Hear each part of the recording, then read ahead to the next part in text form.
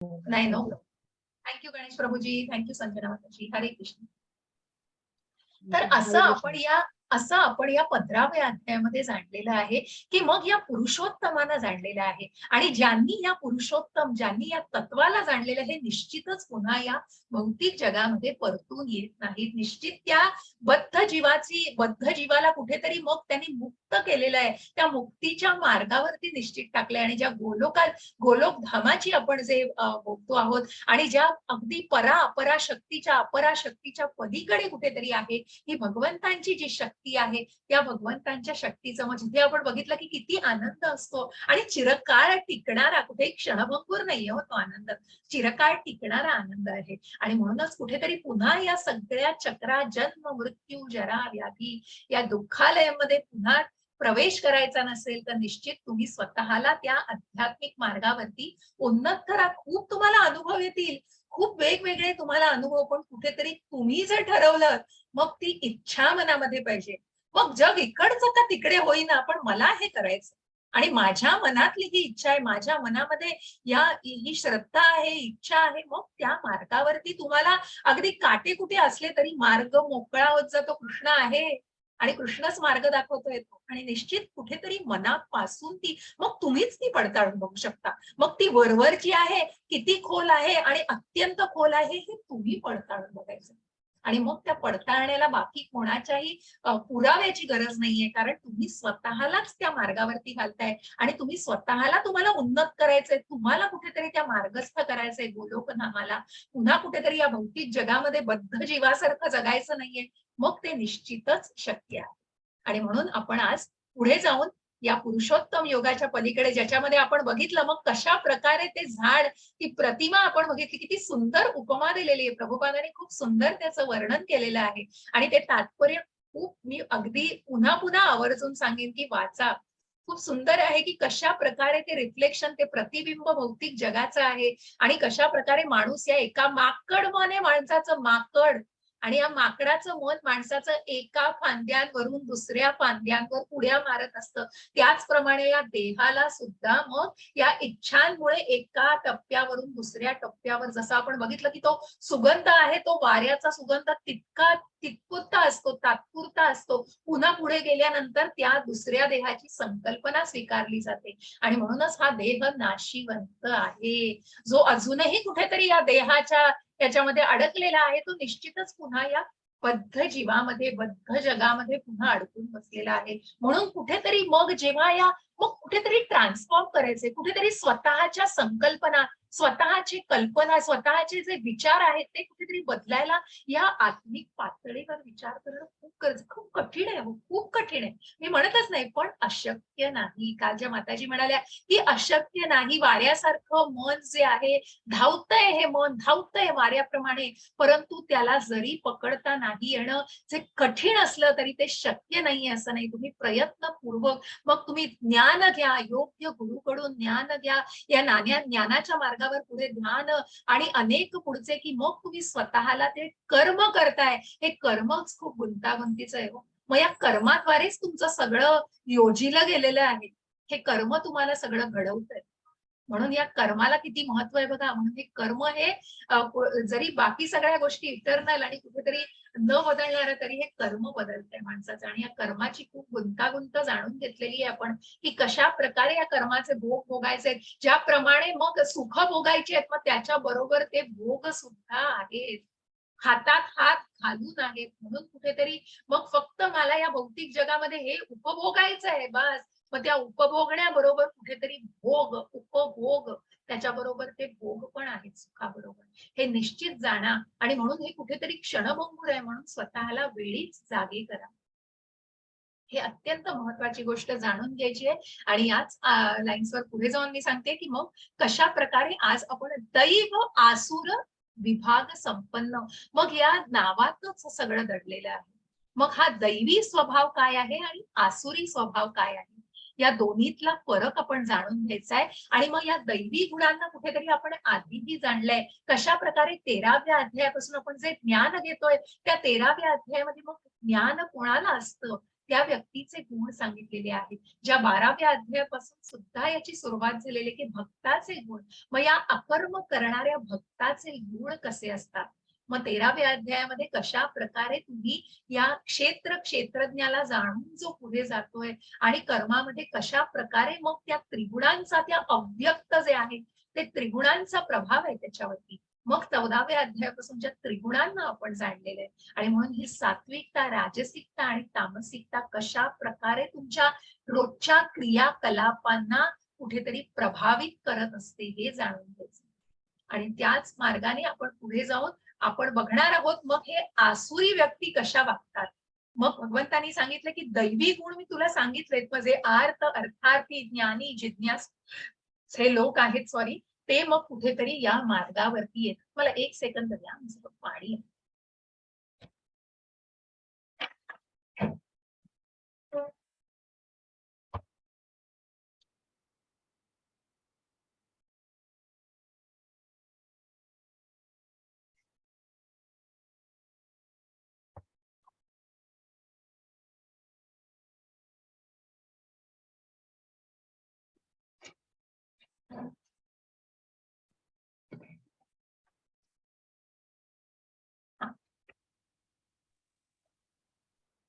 तर अशा या आसुरी गुणांना आपल्याला जाणून घ्यायचं आहे. आज सुरुवात करतोय आपण.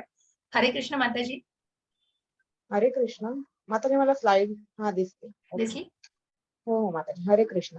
श्री भगवान म्हणाले, निर्भयपणा, सत्वशुद्धी, आध्यात्मिक ज्ञानाचे अनुशीलन, दान, आत्मसंयम, यज्ञ कर्म, वेदाध्ययन, तपस्या, साधेपणा, अहिंसा, सत्य, क्रोधातून मुक्तता, त्याग, शांती, दोष काढण्याच्या वृत्तीचा तिटकारा, सर्व जीवांच्या प्रती दयाभाव, लोभविहीनता, सौम्यता, विनयशीलपणा, दृढ निश्चय, उत्साह, क्षमा, शुची आणि द्वेष व सन्मानांच्या अभिलाषेपासून मुक्ती, हे सर्व दैवी गुण हे भारतात देवी स्वभावाच्या मनुष्यामध्ये आढळतात. हरे कृष्ण. हरे कृष्ण. मग ह्या दैवी स्वभावाचा आधी कुठेतरी आपण ओळख करून घेतलेली आहे. मग जी आधी पण आपण ज्या सात्विक गुणांमध्ये बघितलेलं आहे आणि मग या सात्विक गुणांना कुठेतरी जे सकाम कर्मात कुठेतरी त्या सुखामध्ये अडकलेला बद्धजीव आहे, पण त्यांनी जर प्रयत्न केला आणि त्यांनी स्वतःला निष्काम कर्मावर जर मार्गस्थ केलं तर निश्चितच त्याला या गुणांची प्राप्ती होऊ शकते. आणि मग ही दैवी स्वभावाची व्यक्ती कशी असते तर त्याचं वर्णन हे केलेलं आहे. मग कशा प्रकारे निर्भय असते, सात्विक शुद्ध असते, आध्यात्मिक ज्ञानाने परिपूर्ण असते, अत्यंत साधी, तप करण्याची तिची शक्ती असते, सत्य जाणण्याचं, क्रोधातून मुक्तता, त्याग, शांती, दोष काढण्याच्या वृत्तीचा तिटकारा. मग कुठेतरी शत्रुत्व, म्हणजे कुठेतरी कुठल्याही माणसाची शत्रुत्व स्वीकारणं सुद्धा नको असतं त्या लोकांना. आणि कुठेतरी मित्र आणि शत्रू यांना एकाच दयाभावाने, मग सर्व जीवांच्या प्रती दयाभाव असतो. कुठेतरी लोभ विहीनता असते, त्या लोभापासून स्वतःला मुक्त ठेवलेलं असतं, सौम्यता असते, विनयशीलपणा असतो, नम्रपणा असतो, दृढ निश्चय असतो, स्थिताधीर मुनी आपण सांगितलं. आणि म्हणूनच अशा या व्यक्ती की स्वतःला कुठेतरी निश्चयाने त्यांनी बांधलेलं असतं आणि उत्साह असतो प्रचंड, क्षमा करण्याची वृत्ती असते. आणि अशा या प्रकारे कुठलाही प्रकारचा द्वेष मनामध्ये, शुची, कुठल्याही प्रकारची वाईट भावना, द्वेष आणि सन्मानाच्या अभिलाषेपासून मग कुठेतरी मला म्हणा, मी म्हणतोय तसं म्हणा आणि मला तुम्ही माझा थोतो करा, माझी पूजा करा आणि मला चांगलं म्हणा. मग ते सांगून होत नाही. मग ते तुम्ही ते महात्म्य मिळवायला लागतं. आणि म्हणूनच फक्त मला तुम्ही, मी सांगतोय म्हणून मी हे केलं, मी, मग हा अहंकारच कुठेतरी सुटलेली ही व्यक्ती असते. आणि तो मी, खोटा अहंकार, तो कुठेतरी जपलेला असतो. तो या व्यक्तीने त्याच्यातनं मुक्त झालेला असतो. अशा या दैवी स्वभावाच्या व्यक्तीचे हे गुण, ज्याची आपण ओळख करून घेतलेली आहे. मग या दैवी स्वभावाला जाणल्या नंतरच कुठेतरी हा उन्मत्तपणा दिसतोय बघा. दंभो दर्पोभिमानश्च क्रोधः पारुष्यमेव च अज्ञानं चाभिजातस्य पार्थ संपदमासुरीं. हरे कृष्ण माताजी. हरे कृष्ण. हे पार्थ, दंभ, उर्मटपणा, अभिमान आणि अज्ञान हे आसुरी प्रकृतीत जन्मलेल्या लोकांचे गुण आहेत. हरे कृष्ण. हरे कृष्ण. कसा बघा तो उन्मत्त, उत्तम हत्ती बघा कसा करतोय. असे हे उद्दाम लोक असतात आणि उर्मट असतात. आणि म्हणूनच दंभ, उर्मटपणा, अभिमान आणि अज्ञान हे आसुरी वृत्तीच्या प्रकृतीचे गुण आहेत अशा व्यक्तीचे, की जी व्यक्ती इतकी दांभिक आणि कुठेतरी किती उद्दाम झालेली आहे बघा, की दुसऱ्याचा काहीही विचार करत नाही आणि त्या प्रकारे ती वागत असते. या उद्दाम झालेल्या हत्तीप्रमाणे तिची अवस्था असते. दैवी संपद विमोक्षाय निबंधायासुरीमता मा शुचः संपद दैवीम अभिजातोसी पांडव. हरे कृष्ण. हरे कृष्ण. दैवी गुण मोक्षदायक असतात तर आसुरी गुण बंधनकारक असतात. हे पांडवा, तू चिंता करू नकोस कारण तू दैवी गुणांसह जन्मलेला आहेस. हरे कृष्ण. हरे कृष्ण. म्हणून भगवंत म्हणतायत अर्जुनाला सांगताना की दैवी गुण हे मोक्षदायक असतात. म्हणून कुठेतरी सात्विक व्यक्ती बघा, सात्विक गुणांची व्यक्ती कुठेतरी सुखामध्ये अडकते पण पुण्यकर्म करत असते आणि म्हणूनच कुठेतरी वैकुंठ वासाला, कुठेतरी मोक्ष प्राप्तीमध्ये ते त्यांना मोक्ष मिळत असतो. परंतु आसुरी गुण कुठेतरी स्वतःला बद्ध करत असतात. या सगळ्या या मायेच्या मोहामध्ये अडकलेले असतात. कुठेतरी काम, क्रोध, लोभ हे जे तीन आपण बघितले, ज्यांचं नियंत्रण, ज्यांच्यामुळे आपण नियंत्रित होतोय, या मायेचं जे काम, क्रोध, लोभाचं वेष्टन आहे त्यांच्याभोवती, अशा या गुणांमुळे कुठेतरी हा आसुरी गुण सुद्धा कुठेतरी बंधनकारक असतो आणि म्हणूनच बद्ध झालेला असतो. परंतु अर्जुनाला भगवंत म्हणतात, हे पांडवा, तू काळजी करू नकोस, तू दैवी गुणांसह जन्मलेला आहे. ज्याच्या मनामध्ये करुणा आहे हो, ज्याच्या मनामध्ये स्वतःच्या भावंडांविषयी, ज्या दुसऱ्या अध्याय, पहिल्या अध्यायामध्येच त्यांनी शस्त्र खाली ठेवून दिलेली आहे, तो असा हा दैवी जीव आहे.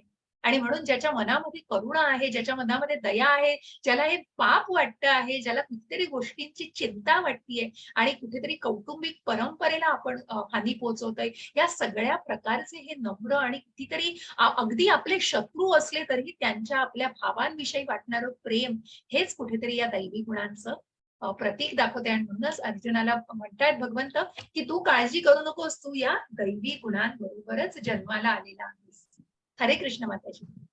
हरे कृष्णा. हे पार्थ, या जगतामध्ये दैवी आणि आसुरी असे दोन प्रकारचे जीव आहेत. मी यापूर्वीच तुला दैवी गुणांचे विस्तारपूर्वक वर्णन सांगितले आहे. आता माझ्याकडून आसुरी गुणांचे विवरण ऐक. हरे कृष्ण. हरे कृष्ण. आणि म्हणूनच यापूर्वी जे आपण ऐकलेले की अनेक दैवी गुणांचं आपण जे काही विस्तारित वर्णन ऐकलं की कशा प्रकारे आर्त, अर्थार्थी, ज्ञानी, जिज्ञासू हे लोक भगवंताला शरण जातात आणि कुठेतरी त्यांच्यामध्ये दृढ श्रद्धा असते, असे हे गुण आपण बघितलेले आहेत. पण हे सगळे जे आसुरी गुण मग कुठेतरी किती हानी पोहोचवतात, किती चुकीच्या गोष्टी वागतायत. हे चांगले सात्विक गुण आहेत, ते आपण दैवी गुण बघितले, कुठेतरी काम करतोय कुठेतरी व्यक्ती, पण हे आसुरी कुठेतरी इतक्या इतक्या वाईट मार्गाने जाणारी लोक सुद्धा आहेत. अशी निरनिराळ्या प्रकारचे गुण आपण ऐकले, त्याच्यामध्ये आपण या आसुरी गुणांचा आता ज्ञान घेणार आहोत. प्रवृत्तीं च निवृत्तीं च जनान विदुरासुराः न शौचं नापि चाचारो न सत्यं तेषु विद्यते. हरे कृष्ण माताजी. हरे कृष्ण. आसुरी प्रवृत्तीचे लोक काय करावे आणि काय करू नये हे जाणत नाही. शुचिभूतपणा, सदाचार तसेच सत्यही त्यांच्यामध्ये आढळत नाही. हरे कृष्ण. हरे कृष्ण. मग ती तामसी वृत्ती आणि मग इतकी ती या थराला गेलेली असते की योग्य काय आणि अयोग्य काय, मग ते स्वतःप्रमाणे सगळं मॅनिप्युलेट करतात हो. मग मी करतोय ते चांगलंच आहे आणि काय करावं आणि काय करू नये याच्यातला फरकच ते जाणत नाहीयेत, कारण कुठेतरी ज्ञानाचा पूर्णपणे अभाव आहे. ज्ञानच नाहीये, ज्या गोष्टीचं, योग्य गोष्टीचं ज्ञान नाहीये, तर ती पडताळून कसं बघणार, कुठेतरी फरक कसा जाणणार त्याच्यातला. आणि म्हणूनच मला मग त्याच्या मागे कितीही कारण असू दे हो, मग कुठेतरी स्टेटस सिंबल आहे बघा हे दारूचे ग्लास घेऊन लोक, कारण कुठेतरी बेभान झालेले आहेत, कुठेतरी स्वतःच्याच याच्यामध्ये बसलेले आहेत. आणि मग कुठेतरी अगदी कुठल्या नावाखाली की मला स्टेटस सिंबल, मला ही प्रतिष्ठा मिळवायची, मग ती लोक करतात ते मला केलंच पाहिजे, अशा एक ना अनेक विविध कारण सांगितली जातात. पण मग ते कुठेतरी जाऊन अधःपतनाच्याच मार्गावर मार्गस्थ होत असतात. शुचिरभूतपणा, सदाचार आणि सत्य या गोष्टी त्यांच्यामध्ये आढळत नाही. असत्यं प्रतिष्ठं ते जगदाहुरनीश्वरम अपरस्पर संभूतम किमन्यक्तामहैतुकम्. हरे कृष्ण माताजी. हरे कृष्णा. ते म्हणतात की हे जगत असत्य व निराधार आहे आणि परमेश्वर नावाचा कोणीही याचे नियंत्रण करीत नाही. त्यांचे म्हणणे आहे की केवळ मैथुनाच्या इच्छेमुळे हे जग निर्माण झाले आहे आणि कामाखेरीज अन्य कोणतेही कारण नाही. हरे कृष्ण. बघा किती किती काय म्हणतो ना आपण त्याला, किती खोट्या भ्रमामध्ये आणि कशा अज्ञानामध्ये या गोष्टी आणि कशा प्रकारे सांगितल्या जातात, की ज्या प्रत्यक्ष वैदिक ज्ञानाचं सोडा हो, की चांगल्या सज्ञानी अशा सुद्धा ज्या कुठल्या हरे कृष्ण, जरा काळजी घ्या प्लीज. आणि म्हणूनच हे जगत असत्य आणि निराधार आहे. मग अशा प्रकारचे जे त्यांना प्राऊड एथिस्ट म्हटलं, एथिस्ट म्हणजे काय, की ज्यांना अस्तित्वच परमेश्वराचं माहिती नाहीये आणि त्याचं पूर्णपणे पटत नाहीये, ती लोक म्हणतात हे फक्त एका शक्तीवर, एका एका कुठल्या तरी इच्छेवर चालू आहे हे जग, आणि ते फक्त मैथुनाच्या म्हणजे काय मला हवं आहे ते आणि या वासनांमुळे आणि या कामाखेरीज म्हणजे सगळं हे जे चाललेलं आहे हे कुठेतरी, मग सायंटिस्ट लोक म्हणतात केमिकल रिॲक्शन आहे. अहो पण मग ती कुठून आली आहे? मग प्रभुपादांच्या बरोबर जे मी त्या दिवशी तुम्हाला सांगितलं, की मग स्वतःला देव मानतायत, की कुठली शक्ती आम्हीच आहोत, आमच्यापासून आहे. मग कशाला तुम्ही काही झालं तर डॉक्टरकडे जाताय, डेंटिस्टकडे जाताय, हात दुखताय तर ऑर्थोपेडिककडे जाताय, हे होतंय म्हणून डॉक्टरकडे जाताय, ते होतंय म्हणून का हो? मग दैवी आहात तुम्ही. तुम्हाला तर सगळं माहिती पाहिजे. देवाचे अवतार, देवाचे अंश असले तर तुम्हाला काहीच नको. परंतु हीच कुठेतरी ही घोडचूक केली जाते आणि म्हणूनच कामाखेरीज, म्हणून हे जे तर्कवादी लोक आहेत, मायावादी लोक आहेत, हे फक्त त्यांच्याच मॅनिप्युलेशनमुळे हे जग निर्माण, त्यांच्याच धारणेखाली या सगळ्या गोष्टींना काय म्हणतात ना त्यांना, अभिप्रेत करतायत. आणि म्हणूनच हे जाणून घ्यायचंय की खरं काय, या त्याचं ज्ञान यांना पाहिजे का नको आहे, आणि ते मिळण्याचा तरी प्रयत्न केलेला आहे. आणि मग स्वतःला कुठेतरी गर्वाने, मग तो गर्व खराच आहे का हो? का तो खोटा गर्व अहंकार आहे? आणि म्हणून हे हे निर्मिलेलं जग आहे, त्याला कुठेतरी या परमतत्वाची आणि या परम सत्याला न जाणण्याचा हे मूर्खपणा करतात हे एथिस्ट लोक असतात. हरे कृष्ण माताजी. हरे कृष्ण. अशा निष्कर्षांचे अनुगमन करीत स्वतःचा नाश ओढवून घेतलेले आणि अल्पबुद्धी आसुरी लोक जगाचा विनाश करण्याकरता अहितकारी व उग्र कर्मांमध्ये संलग्न होतात. हरे कृष्ण. हरे कृष्ण. मग काय रूपांतर होतं हो त्याचं? मग जर त्या गोष्ट माहितीच नाहीये, योग्य मार्ग काय आहे, अयोग्य मार्ग काय आहे, मग ते मिळवायचंय फक्त. आणि ती आसक्ती, ओढ, लोभ इतका आहे, की मग स्वतःचाच नाश ओढवून घेतलेले हे अल्पबुद्धी आसुरी लोक जे आपण बघतो. बघा हे बॉम्बस्फोट घडवतायत, काय होतं हो या अतिरेक्यांचं, कसं मेस्मराईज केलं जातं त्यांना, कशा प्रकारे त्यांच्या बुद्धीला भ्रमिष्ट केलं जातं. कारण कुठेतरी त्यांना कुठेतरी लोभ दाखवला जातो. ज्या तिसऱ्या अध्यायात आपण बघितलंय पूर्ण, कशा प्रकारे बघा ती ती इच्छा कुठेतरी वासनेमध्ये रूपांतरित होतीये. त्या मुला मुलीचं उदाहरण दिलं, मग फक्त बघण्याची इच्छा आहे, मग कुठेतरी ती वासनेत रूपांतर होते. आणि ती वासना, ती काम वासना, मग ती वासना जी आहे, कुठलाही लोभ आहे, तो कुठेतरी काय रूपांतरित होते, तो क्रोधात रूपांतर, कारण तो मिळत नाहीये. जेवढं अपेक्षा केलाय, जेवढं हे तर मिळत नाहीये, मग क्रोध होतोय निर्माण. आणि मग त्या क्रोधामध्ये बुद्धीचा नाश होतोय पूर्ण. आणि त्या जगाचा विनाश करण्याची सुद्धा मग त्याच्यामध्ये अशा या गोष्टींचा विचार केला जातो, की मग मी काय करतोय हेच माहिती नाही, तर ती व्यक्ती पूर्ण अधःपतनाला गेलेली असते. आणि मग जगाचा विनाश करण्याकरता अहितकारी, उग्र अशी ही आतंक आणि ही बॉम्ब बनवण्याची, आणि मग आपण बघतो हे अतिरेकी कसे निर्माण होतात हो. आपण बघतो या वेगवेगळ्या देशांमध्ये सुद्धा आता किती हालचाली चालू आहेत, आणि का ही विकृत लोक तयार होतात, काय हे वेगवेगळ्या संस्था ज्या आहेत त्या अतिरेक्यांच्या संस्था, आणि आपण ऐकतो की कशा प्रकारे ही संस्था निर्माण होतात आणि काय या लोकांना तयार केलं जातं. कारण तिचा बेसच काय असतो, कुठेतरी बुद्धीचा विनाश झालेला असतो. आणि म्हणून या उग्र कर्मांचं देखील माणसाचा जीव घ्यायला सुद्धा पुढे मागे न बघण्याची त्यांची वृत्ती किती बळावलेली असते. असं हे अहितकारी आणि उग्र कर्म ते करत असतात. हरे कृष्ण माताजी. हरे कृष्ण.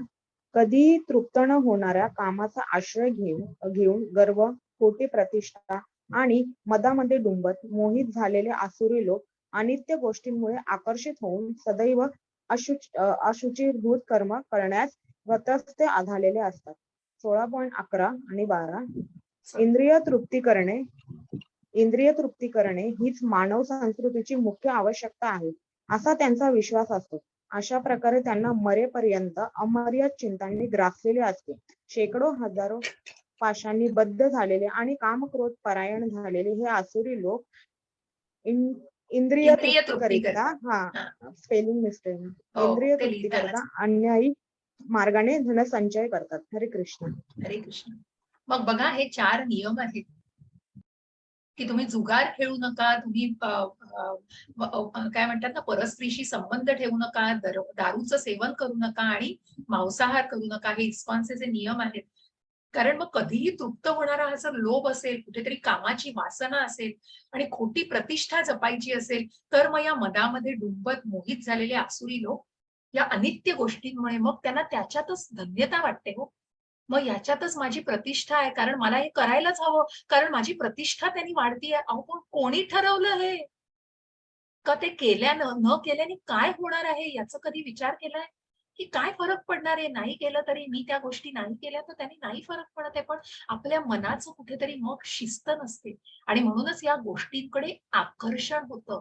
ती आसक्ती निर्माण झालेली, ती आसक्ती रोखू शकत नाही आणि म्हणूनच अशुचिरभूत ही कर्म ही सदैव अशी ॲटीज केली जातात. तरी त्याचं वाटतच नाही आणि म्हणूनच ते करण्यासाठी कुठेतरी ते बांधील होतात स्वतःला, की मग मी एवढी दारू रोज घेतलीच पाहिजे, मग मी मांसाहार केलाच पाहिजे, मग मला जाऊन तिला क्लबमध्ये खेळलं पाहिजे, कारण या क्लबमध्ये एवढी जण येतात आणि मग मी गेलो नाही तर कसं वाटेल, मला एवढे पैसे लावून एवढं खेळलंच पाहिजे. अहो पण का? त्याच्यामध्ये कुठली प्रतिष्ठा आहे, कोणी ठरवलंय? हे थोडं स्वतःच्या मनाला विचारा. पण हे पडताळण्याची तेवढी पात्रता तरी असते का, ते जाणण्याचा प्रयत्न करा. आणि म्हणूनच इंद्रिय तृप्ती करणे हीच मानव संस्कृतीची मुख्य आवश्यकता आहे, असा या दांभिक लोकांचा, असा या मायावादी लोकांचा कुठेतरी विश्वास असतो. कारण मला या इंद्रियांची, मी शरीर आहे आणि त्या शरीराचे चोचले मला पुरवायचे आणि म्हणूनच याच गोष्टीवर कुठेतरी ते आधारित असतं आणि त्यांना मरे तोपर्यंत अमर्याद चिंतानी. मग काय होतं त्याच्यातनं? मग फक्त चिंता, मग तो चिंता मिटवण्यासाठी परत घे दारू. मग ती दारू पिऊन कुठेतरी शरीराला काहीतरी इजा पोहोचवायची आणि मग त्या स्वतःला त्या नशेमध्ये ढकलून द्यायचं. पण त्यांनी काय, तात्पुरतं तुम्ही जाल, दुसऱ्या दिवशी काय पुन्हा त्या चिंता आहेत की अहो, पण त्याच्यासाठी तुम्ही पूर्ण एक सोल्युशन तुम्हाला अगदी कायमचं शोधा ना, की मग तुम्ही स्वतःच्या मनाला ते कुठेतरी कुठेतरी त्याची कुठेतरी ते स्वीकारा, कुठेतरी ते स्वीकारून मग त्याच्यातनं मार्ग काढा आणि तो सन्मार्ग काढा. हे करण्याची पात्रता पण या आसुरी लोकांची नसते आणि म्हणूनच शेकडो हजारो पाशांनी बद्ध झालेले, काम क्रोध परायण झालेले हे आसुरी लोक इंद्रिय तृप्ती करता जगत असतात. मी शरीर आहे, मी आत्मा नाही, याच एका धारणेने ते जगत असतात. हे आपल्याला जाणून घ्यायचं आहे. असे हे आसुरी लोक आहेत. त्या आसुरी लोकांचं वर्णन करू तितकंच कमी. अशा प्रकारे हरे कृष्ण माताजी. हरे कृष्ण. आसुरी मनुष्य विचार करतो की आज माझ्याकडे इतकी संपत्ती आहे आणि माझ्या योजनेनुसार मी अधिक संपत्ती प्राप्त करेन. हे इतके धन माझ्याकडे आहे आणि भविष्यात ते उत्तरोत्तर वाढेल. हा माझा शत्रू आहे आणि मी त्याला मारले आहे आणि माझे इतर शत्रूही मारले जातील. मी सर्वांचा ईश्वर आहे. मीच भोक्ता आहे. मी परिपूर्ण बलवान आणि सुखी आहे. माझ्या आजूबाजूला माझे वैभवशाली नातलग असलेला मीच धनाढ्य मनुष्य आहे. माझ्यासारखा बलवान आणि सुखी इतर कोणीही नाही. मी यज्ञ करेन, मी दान देईन आणि याप्रमाणेच मी मौज मजा करेन. अशा प्रकारे आसुरी लोक अज्ञानाने मोहित झालेले असतात. हरे कृष्ण. हरे कृष्ण. बघा की हे तर आपल्याला आधीच्या जे रावणचं चित्र या चित्रामध्ये दिसतंय. मग सांगा मला, या चित्रामध्ये कोण दिसतंय हो तुम्हाला? या चित्रामध्ये तुम्हाला कोणाचं दिसतंय हे चित्र? चॅटमध्ये सांगा मला. हरे कृष्ण. चॅटमध्ये सांगा मला कोण दिसतंय चित्रामध्ये?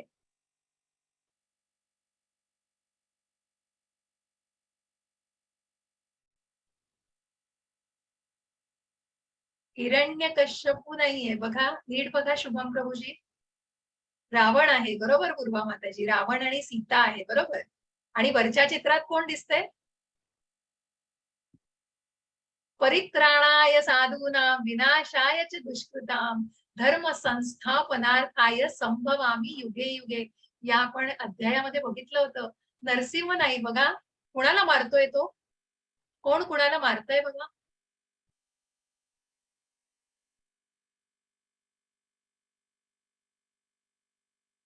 बघा, प्रयत्न करा. अजून 1 सेकंद देईन मी. ठीक आहे, हरकत नाही. कंस कंस आहेत.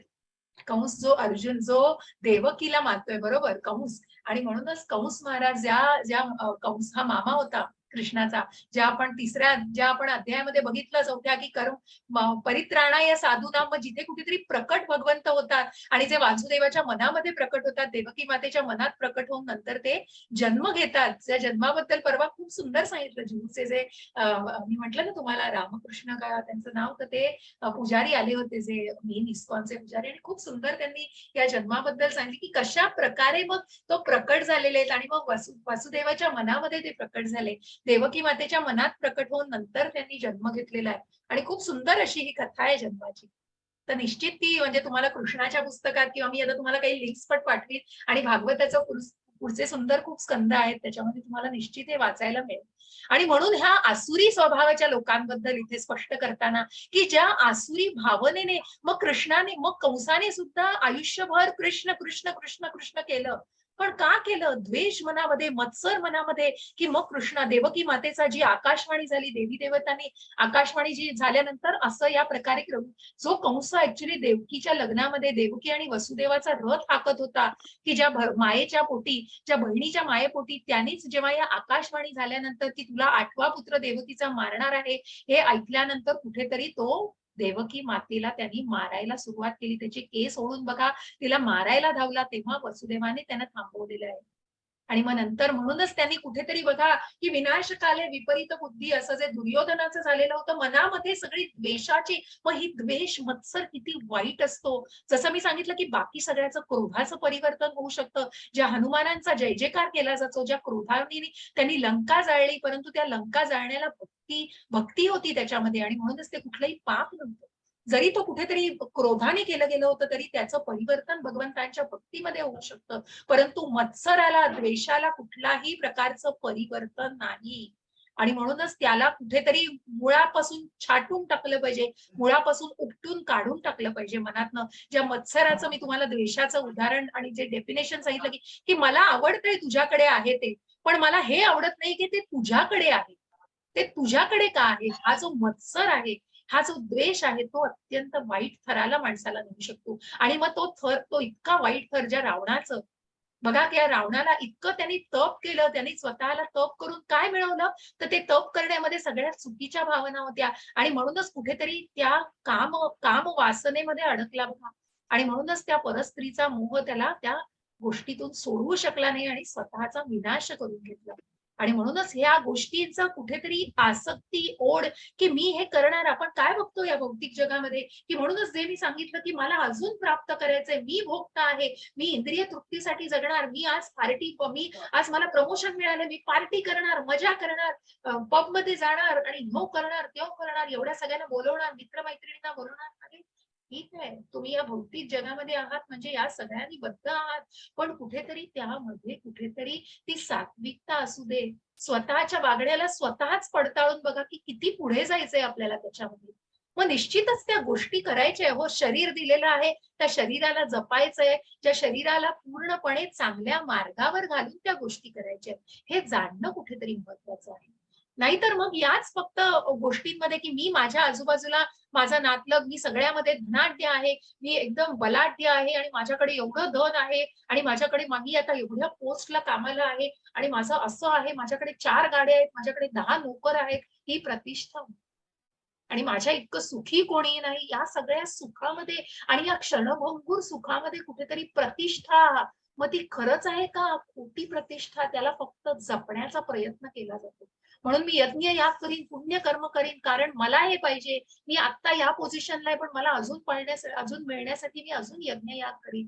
मग ते फक्त स्वतःच्या इंद्रिय तृप्ती करता केलं जातं. त्याचा मार्ग कुठेतरी कशामध्ये जातो? कारण मोहामध्ये त्यांनी कुठेतरी स्वतःच्या मोहामध्ये स्वतःला गुरफटलंय, आणि ते ज्ञान नाहीये, कुठेतरी त्या आत्मसाक्षात्काराचं ज्ञान नकोय. आणि मग अशी व्यक्ती फक्त स्वतःला अधःपतनाला घालू शकते. हरे कृष्ण माताजी. हरे कृष्णा. या प्रकारे अनेक चिंतांनी भ्रांत झालेले आणि मोहजालामध्ये बद्ध झालेले आसुरी लोक इंद्रिय तृप्तीमध्ये अत्याधिक आसक्त होतात आणि नरकामध्ये प्रतीत होतात. सॉरी माताजी, थोडं नाही, नो लक्ष. Problem, no problem. Hare Krishna. हरे अशा कृष्ण. प्रकारे मग त्या चिंता, मग त्या चिंतांमधनं तात्पुरतं स्वतःला बाहेर काढायचं, त्याच्यासाठी मग काहीतरी सेवन करायचं, मद्य सेवन करायचं, कुठेतरी बाहेर जाऊन मग ते स्ट्रेस बस्टर म्हणून त्या नावाखाली त्या गोष्टी करायच्या आणि मग त्या चिंतांमध्येच फक्त स्वतःला गुरफटून घ्यायचं, त्याच्यातनं मार्ग काढायचा प्रयत्न, ते ऍक्सेप्ट करा आणि मार्ग काढायचा प्रयत्न करणं, कारण मनच त्याचं बलशाली नसतं. कारण अज्ञान आहे मनामध्ये, बुद्धी नष्ट झालेली आहे, मन भ्रमिष्ट झालेलं आहे, मग त्या मनाला कसं सावरणार आहे? मग त्या मोहजालामध्येच ते मन बद्ध झालेलं आहे सगळं आणि मग त्या आसुरी वृत्तीचा पूर्णपणे उदय झालेला आहे तिथे आणि ते सगळे इंद्रिय तृप्तीमध्ये आसक्त होऊन फक्त पुढे जाऊन त्या नरक यातनाच भोगू शकतात. हरे कृष्ण माताजी. हरे कृष्णा. मिथ्या अहंकार, बल, गर्व, काम आणि क्रोध यांनी मोहित झालेले आसुरी लोक स्वतःच्या देहामध्ये आणि इतरांच्या देहामध्ये स्थित असलेला परमपुरुष भगवंतांचा द्वेष करतात आणि खऱ्या धर्मांची निंदा करतात. हरे कृष्ण. हरे कृष्ण. मग बघा काय केलं, या कुठल्या कोण दिसतंय चित्रामध्ये हे माहितीये, मी तुम्हाला आधीही सांगितलेलं. कोण दिसतंय? भागवत लिंक पाठवते स्वाती माताजी, नक्की पाठवते. येस, शिशुपाल, बरोबर शुभम प्रभूजी. मी ती लिंक पाठवते की काल मी कोणाला तरी पाठवली, शुभम प्रभूजींनाच पाठवली मला वाटतं का आणि कोणाला तरी पाठवली. मी ती वेदाची लिंक तुम्हाला आज पाठवते सगळ्यांना आणि त्याच्यात तुम्हाला खूप पुस्तकं मिळतील, ई बुक्स मिळतील, त्यामुळे तुम्हाला नक्की त्याच्यातनं ज्ञान मिळेल. तर असा हा शिशुपाल. मग या शिशुपालाची कथा मी तुम्हाला आधी सांगितली, ज्याला 4 हात होते आणि भगवंतांच्या नुसत्या दृष्टिक्षेपाने 4 हाताचे 2 हात गळून पडले. परंतु त्या आत्याला काळजी, कारण अशी आकाशवाणी झालेली असते की जो याच्यावर दृष्टी पडल्यानंतर हात गळून पडले त्या व्यक्तीकडूनच याचा नाश होणार आहे, व्यक्तीकडूनच हा मारला जाणार आहे, वध होणार आहे त्याचा. मग कुठेतरी त्या आईच्या मनामध्ये निश्चित काळजी असते, जी कृष्णाकडून कुठेतरी तिच्या मनातलं बोलून दाखवते आणि मग कृष्ण म्हणतात की तुझ्या मुलाला मी 100 पाप होईपर्यंत मारणार नाही, पण 101व्या पापाला मात्र त्याला क्षमा नाही. आणि म्हणूनच जेव्हा हा यज्ञ चालू असतो, राजसूय यज्ञ जो युधिष्ठिर महाराजांनी केलेला असतो आणि हे युद्धाच्या आधीची गोष्ट आहे, त्या यज्ञामध्ये कुठेतरी या जेव्हा कृष्णाला अग्रस्थानी बसवलं जातं तेव्हा शिशुपालांचा कुठेतरी मनामध्ये तिच्यात काय म्हणतात ना, त्याला तिळपापड होतो आणि त्याला तो मत्सर असतो, भगवंतांविषयी त्याला द्वेष असतो. कारण ज्या भगवंतांनी, कारण मग ते म्हणत असतात की जरी तुझा जन्म झालाय क्षत्रियांमध्ये तरी तू नंदाच्या घरी राहिलास, नंद आणि यशोदा मातेने तुझा सांभाळ केला, वैश्यांकडे तू राहिलास, म्हणजे तुझा धर्म काय आहे आणि तू कशा प्रकारे आहेस, अशा एक ना अनेक त्याला अनेक अपशब्द बोलले गेले आणि अनेक त्याची निंदनीय त्याला शब्द बोलले गेले भगवंतांसाठी. भगवंत ऐकत होते, भगवंतांनी शब्द दिलेला मातेला, त्यांच्या आत्याला, स्वतःच्या आणि शिशुपालांच्या मातेला की मी याला 100 पापांपर्यंत काहीही करणार नाही. परंतु मग काय होतं, 100 पाप आणि 100 अपशब्द वाटतील तेवढे तो बोलतो. सगळे वीर कसे बघा, सगळ्यांना असं चीड आलेली आहे, परंतु कृष्ण सगळ्यांना शांत करतात, सांत्वन करतात आणि मग जेव्हा 100 अपराध पूर्ण होतात तेव्हा 101व्या त्यांच्या शब्दाला ते सुदर्शन चक्र इथून आलेलं आहे बघा आणि सुदर्शन चक्र येऊन त्यांनी त्याचं मुंडकं छाटलं जातं आणि त्या छाटलेल्या गेलेल्या परंतु यज्ञाच्या जागी असल्यामुळे त्या यज्ञाचा कुठलाही अपमान न होता, त्या गोष्टीचा तिथल्या वातावरणामध्ये कुठलाही परिणाम न होण्यासाठी भगवंत एकही रक्ताचा थेंब तिथे पडू देत नाही. असं या सुदर्शन चक्राने त्याचा शिरच्छेद केला जातो आणि त्याच शिशुपालाला भगवंतांनी पुढे क्षमा केली आहे, कारण ज्या सुदर्शन चक्राने त्यांनी त्याला मारलं, त्या सुदर्शन चक्राचा म्हणजे भगवंतांच्या सुदर्शन चक्राचा कुठेतरी स्पर्श झालेला आहे, त्याला सुद्धा कृष्ण प्राप्ती झाली, त्याला सुद्धा मोक्ष मिळाला आणि मुक्तीचा मार्ग मिळाला. जो भगवंतांच्या धामाकडे मार्गस्थ झाला, जो शिशुपाल ज्याने अनेक कर्म त्याची वाईटच केली, त्याला कृष्णानेच कुठेतरी, कारण कृष्णाकडेच तेवढं प्रेम आहे हो त्यांच्याकडेच. आणि म्हणूनच ते कुठेतरी त्या, जसं मी म्हंटल की आपल्याला ज्ञान परवा मिळालं की ज्या कुरुक्षेत्रावरती भगवंतांच्या नुसत्या उपस्थितीने सगळ्यांना मोक्ष मिळतो आणि कुठेतरी त्यांची कर्म धुतली जातात, त्याच प्रकारे हे शिशुपालाचं, कारण ज्या सुदर्शन चक्राने, ज्या भगवंतांच्या सुदर्शन चक्राचा त्याला स्पर्श झाला, त्यांनी त्याचा सुद्धा कुठेतरी मोक्ष मिळाला, त्याचा मोक्ष प्राप्तीला मार्गस्थ झाला तो. अशा म्हणूनच असे हे जे लोक असतात ते मिथ्या अहंकार, बल, गर्व, काम, क्रोध या सगळ्यांनी इतके मोहित असतात की भगवंतांचाच मत्सर करतात आणि कुठेतरी मग त्यांच्या देहामध्ये असलेला परमपुरुष भगवंतांचा, स्थित असलेल्या परमपुरुष भगवंतांचा ते द्वेष करतात. त्यांच्या मनामध्ये ज्या भावना असतात त्या इतक्या कटू, हरे कृष्ण, ज्या इतक्या कटू असतात की ज्याच्यामुळे त्यांना एक मिनिट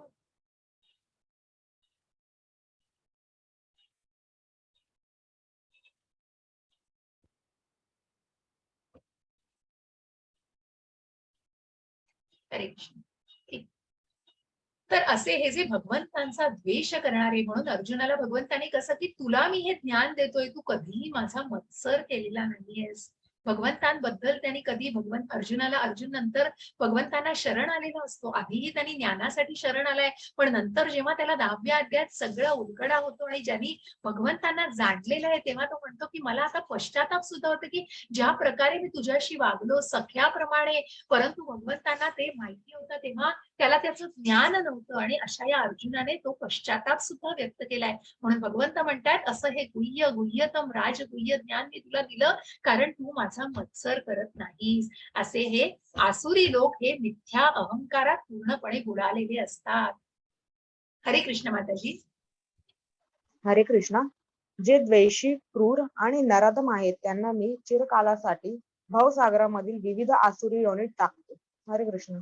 हरे कृष्ण. मग जे भगवंतांना शरणच येऊ शकत नाहीत, जे नराधम, मूर्ख, आसुरी, राक्षस आणि क्रूर लोक आहेत, त्यांना मी चिरकालासाठी या भवसागरातील आसुरी, जे आसुरी योनी आणि नरक यातनाच ते भोगू शकतात. मग त्यांना भगवंत सुद्धा काहीही करू शकत नाही. कुठेतरी भगवंतांची कृपा म्हणजे कशा प्रकारे आपण या आधीच्या अध्यायांमध्ये बघितले, पण ती कुठेतरी श्रद्धा, कुठेतरी निष्ठेची एक ठिणगी तरी असणं आवश्यक आहे, तरच ते मार्गस्थ होऊ शकतात. अगदी मग एथिस्ट लोक बघितली, नास्तिक लोक, पण जेव्हा आपण कुठेतरी कितीतरी वेळेला आपल्याला अनुभव हे ऐकायला मिळतात की नाही हो, इतकं न मानणारी व्यक्ती, पण ती व्यक्तीने असं असं केलं, कारण कुठेतरी त्या मनामध्ये ते कुठेतरी ती भगवंतांच्याच कृपेमध्ये ती ठिणगी कुठेतरी असते, ती कुठेतरी जागरूकता असते आणि म्हणूनच त्या मार्गावरती मार्गस्थ होऊ शकतात. पण या नराधम, क्रूर, मूर्ख, राक्षसी, आसुरी वृत्तीचे जे मनुष्याच्या जीवावर सुद्धा मनुष्याचा जीव घ्यायला सुद्धा टपलेले असतात, अशा लोकांचं काही होऊ शकत नाही. ते फक्त आसुरी योनीत जाऊ शकतात. हरे कृष्ण माताजी. हरे कृष्ण. हे कौंतेय, आसुरी योनीमध्ये वारंवार जन्म घेणारे असे लोक कधीही माझ्याकडे येऊ शकत नाही. हळूहळू ते अत्यंत अधम गतीला प्राप्त होतात. हरे कृष्ण. हरे कृष्ण. ज्या अधम गतीला, ज्या खालच्या ग्रहांना आपण काल बघितलं की कशा प्रकारे मग पृथ्वीच्या खालचे हे सुतल, ततल, पाताळ वगैरे ही सगळी 7 ग्रह, या सगळ्या अधम गतीला मग कुठेतरी या आसुरी योनीमध्ये वारंवार जन्म घेणारे लोक भगवंताला जाणू शकत नाही. मग त्या अस्तित्वापर्यंत काय हो, त्या भगवंतांच्या नुसत्या नामाला म्हणजे कशालाच जाणण्याची त्यांची तितकी पात्रता नसते आणि म्हणूनच ते फक्त अधम गतीलाच प्राप्त होतात. त्रिविधं नरकस्येदं द्वारं नाशनमात्मनः काम क्रोधस्तथा लोभस्तस्मादेतत्त्रयं त्यजेत्. हरे कृष्ण माताजी. हरे कृष्णा. काम, क्रोध आणि लोभ हे ही नरकामध्ये जाण्याची 3 द्वारे आहेत. प्रत्येक बुद्धिमान मनुष्याने त्यांचा त्याग केला पाहिजे, कारण या तिन्हीमुळे आत्म्याचा विनाश होतो. हरे कृष्ण. हरे कृष्ण. आणि म्हणूनच जे 3 आपल्याला दाखवले, जे मायेचं नियंत्रण केलं जाते, की आपण त्याच्या खाली आहोत, नियंत्रणाखाली, आणि भगवंतांचं जे चित्र वरती दाखवले की भगवंत त्याचं नियंत्रण करतायत, भगवंतांवर कुठलाही प्रभाव नाहीये या मायेचा. आणि म्हणूनच ज्यांना हे जाणता येते की हे काम, क्रोध आणि लोभ ही नरकामध्ये जाण्याची, या आसुरी वृत्तीला कुठेतरी वाढवण्याची अशी ही 3 दारं आहेत.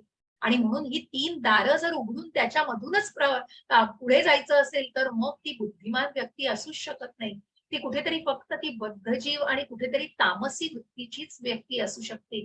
आणि म्हणून प्रत्येक बुद्धिमान व्यक्तीने जर ही गोष्ट जाणली, तरच तो पुढे जे आपण आधी बघितलेलं हे पुढचे जे आध्यात्मिक जिने आहेत त्याच्या पुढचे, तर ती पायरी चढू शकतो. आणि म्हणून त्याचा त्याग केला पाहिजे. या 3 दरवाजांचा त्याग करून स्वतःला कुठेतरी आध्यात्मिक मार्गावरती घातलं पाहिजे. बघा, ही जी पुढची दरवाजे आहेत, पुढच्या टप्प्यांवर मग स्वतःला तो मार्गस्थ करू शकतो. मग त्या काम, क्रोध, लोभाला कुठेतरी काम वासना जी क्रोधामध्ये रूपांतरित होते आणि मग त्या लोभ मायेने कुठेतरी वेष्टिलेलं असतं, सगळं बद्ध केलेलं असतं. कुठेतरी बुद्धी दारं बंद होतात, तो सगळी बुद्धी सगळी नष्ट होऊन जाते आणि मग ती फक्त अधःपतनाला जाऊ शकते.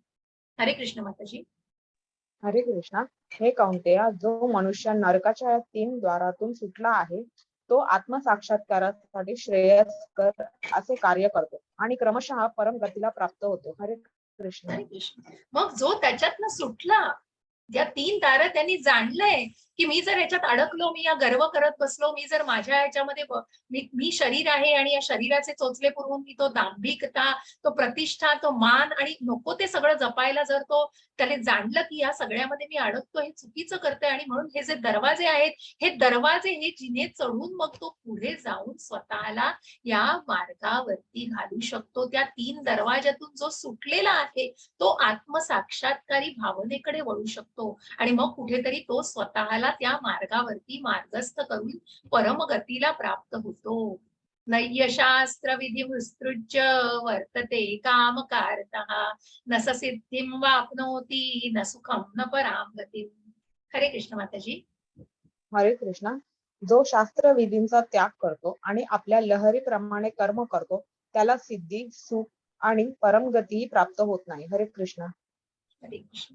आणि म्हणूनच ज्यांनी शास्त्र विधी जे आपण म्हटलं की इस्कॉनचे 4ही नियम कुठेतरी धाब्यावर बसवलेत, हे सगळेजण आपण बघतो की हे 4ही नियम इथे दिलेले आहेत. या सगळ्या नियमांचं उल्लंघन केलेलं आहे आणि मी म्हणेनच ती पूर्व दिशा, मी म्हणेन ते नियम, माझे नियम हे माझे नियम आहेत, मी म्हणेन तो नियम आहे आणि मग स्वतःला त्याच कुठेतरी मॅनिप्युलेट करायचं, स्वतःला त्याच कुठेतरी वातावरणामध्ये त्याच वातावरणात वागून घ्यायचं आणि कुठेतरी त्या नियमांचं उल्लंघन करून वागायचं. मग त्याला सिद्धी, सुख आणि परमगती याचं कुठलीही प्राप्ती होत नाही. कुठेतरी ती क्षणभंगूर सुख आहे, कुठेतरी ती आसक्ती आहे, मग तो कुठेतरी मोह, कुठेतरी ते खाण्याची आसक्ती, त्या परस्त्रीला सुख भोगण्याची, परस्त्रीकडून सुख भोगण्याची आसक्ती तेवढ्या पुरतं देते, पण कुठे टाकतं होते काय ती वृत्ती आणि किती ती थराला नेऊ शकते. जरा विचार करा की किती हे वाईट असू शकतं आणि म्हणूनच ते कुठेतरी खूप क्षणभंगूर सुख असतं की जे तुम्हाला कधीही परमगतीची प्राप्ती देऊ शकत नाही. सिद्धी, सुख आणि परमगती हे सुख असतं, हे खूप क्षणभंगूर असतं. हरे कृष्ण. हरे कृष्ण माताजी. माताजी मला स्लाइड दिसते. तस्मात् शास्त्रं प्रमाणं ते कार्याकार्य व्यवस्थितौ ज्ञात्वा शास्त्रविधानोक्तं कर्म कर्तुर्मिहार्हसि. हरे कृष्ण माताजी. हरे कृष्ण. म्हणून मनुष्याने शास्त्र विधींद्वारे कार्य आणि अकार्य यांच्यामधील भेद जाणले पाहिजे. अशी विधिविधाने जाणून मनुष्याने कर्म करावे, जेणेकरून त्याची क्रमशः उन्नती होईल. हरे कृष्ण. हरे कृष्ण. आणि म्हणूनच प्रत्यक्ष भगवंत इथे दिसतायत सांदीपनी ऋषींच्या आश्रमामध्ये आपल्याला आणि म्हणूनच ज्याचं उदाहरण प्रत्यक्ष भगवंतांनी सांगितलंय की ज्या शास्त्र विधींद्वारे मग जे यज्ञ कार्य जे काही केलं जातं त्याला वेदांचा कुठेतरी त्याचा बेस पाहिजे आणि म्हणूनच त्या त्या नियमांना अनुसरून ते कार्य केलं जातं. त्या शास्त्र विधींना विधीयुक्त ते त्या मंत्रयुक्त आणि त्याच्यामध्ये किती ते बल आहे, ते तपोबल किती आहे, या सर्वाचा भेद जाणला पाहिजे की आपण करणारं विकर्म, अकार्य आणि हे जे शास्त्र विधींना जोडून आहे. बघा, आपण एखादी स्वतःच्या मनाने केलेली पूजा आणि कुठेतरी ते मंत्रयुक्त आणि जेव्हा त्या वातावरणात ते केलं जातं त्याला किती महत्व असतं बघा. कारण त्या मंत्रोच्चारांना त्या वेदांमध्ये कितीतरी सामर्थ्य आहे आणि म्हणून ही अशी विधिविधाने जाणूनच मनुष्याने या वेदांना जाणून या शास्त्रांचा अभ्यास करून म्हणून आपण पंडितांना आणि म्हणूनच हे कोण देऊ शकतो, एक उत्तम गुरु देऊ शकतो, एक उत्तमाधिकारी जो एखाद्या जीवाला, बद्ध जीवाला आणि एखाद्या कोसळणाऱ्या जीवाला कुठेतरी सावरू शकतो आणि म्हणूनच तो उत्तम गुरु असतो जो हे ज्ञान संपादन करतो. आणि म्हणूनच मनुष्याने हे कर्म करावं जेणेकरून त्यांनी त्याची क्रमशः उन्नती होईल. कारण ही जाणण्याचा तरी प्रयत्न करा आणि म्हणूनच स्वतःला त्या ज्ञानाच्या मार्गावरती मार्गस्थ करा. त्या उत्तम गुरुचं ज्ञान, गुरुकडून ज्ञान घ्या, वेदांना जाणून घ्या आणि मगच तो फरक जाणू शकाल आणि क्रमशः या आध्यात्मिक मार्गावर स्वतःची उन्नती करू शकाल. हरे कृष्ण. असा हा 16वा खूप अध्याय खूप मोठा नाहीये कारण पूर्ण आसुरी वृत्तीचं विश्लेषण केलेलं आहे, पूर्ण त्याच्याबद्दल माहिती दिलेली आहे. दैवी गुणांना आपण आधीच जाणलेलं आहे, परंतु त्याच्या विरुद्ध हे आसुरी गुण किती कुठल्या थराला जाऊ शकतात याची पूर्णपणे कल्पना दिलेली आहे आणि हे किती वाईट आहेत. माणसाने वेळीच कसं स्वतःला सावरलं पाहिजे, कुठेतरी या खोट्या प्रतिष्ठेमध्ये, अहंकारामध्ये स्वतःला गुरफटलं नाही पाहिजे. या सगळं योग्य गोष्टींची निवड आणि हे सगळं जाणण्यासाठी एका योग्य गुरुचा मार्गदर्शन मिळणं हे किती आवश्यक असतं. या ज्ञानाच्या मार्गातून कुठेतरी ज्ञान साधना, स्वतःला कुठेतरी मनस सामर्थ्य वाढवून केंद्रित करण्यासाठी हे सगळ्याची आवश्यकता असते. इति षोडशोऽध्याय समाप्तः. आपला अध्याय संपलाय लवकर. तर आपण श्री श्री राधा गोविंद यांचं हे खूप सुंदर मूर्ती आहे त्याचं दर्शन घेऊया. आणि हे काही आधीचे हे आहेत ते मी तुम्हाला नंतर शेअर करेन. आत्ताचं जे लेटेस्ट आहे ते मी तुम्हाला नंतर शेअर करते आणि तुम्हाला वेदांचं माहिती पण देते आणि इतरही काही स्लाइड्स मी तुमच्या बरोबर शेअर करेन. आता तुमचे प्रश्न आहेत काही तर निश्चित विचारा मला. हरे कृष्ण हरे माताजी. कृष्ण स्वाती माताजी, बोला. मला एक विचारायचं होतं, राक्षसी क्रियाकलापांचे कलप हा शब्द माझ्या लक्षात येत नाहीये. क्रियाकलाप कलापांचे. म्हणजे क्रिया माताजी. क्रियाकलाप म्हणजे आपण ज्या क्रिया करतो, जे रोजचे व्यवहार केले जातात, ज्या रोजच्या क्रिया केले जातात, जी रोजची कर्म केली जातात, आपण आपले जे रोजचे विधी उरकतो, क्रियाकलाप हा एक कर्मासाठीच, कार्यासाठी शब्द आहे माताजी. कार्यकलाप. क्रिया लक्षात आला, कारण दुसरा अध्याय सोडताना मला कुठला तरी कलाप ह्या शब्दामुळे मी गोंधळून गेले होते. नाही, त्याचा खूप असा वेगळा अर्थ काही नाहीये माताजी गोंधळण्या इतकं, कारण कलाप हा त्याला जोडलेला शब्द आहे तसा तो, की क्रियाकलाप. आपण एखादी गोष्ट बघा, आपण म्हणतो की फॉर एक्झाम्पल तुम्हाला सांगायचं झालं तर आपण जोड शब्द एखादा म्हणतो तसं हे तुझं उरकलं का, म्हणजे हे क्रियाकलाप, ह्या विधी विधाने आपण असं म्हणतो ना की हे विधी विधान म्हणजे काही काही जे जोडून आलेले तसं आहे त्याला. खूप असा वेगळा अर्थ काही नाही की कलाप म्हणजे काही वेगळं आहे असं काही नाही. तुमचे जे कार्य आहे, रोजचं क्रिया आहे, ह्या सगळ्या म्हटलेल्या आहेत. हरे कृष्ण, धन्यवाद. हरे कृष्ण माताजी, हरे कृष्ण. धन्यवाद. रेकॉर्डिंग थांबवते.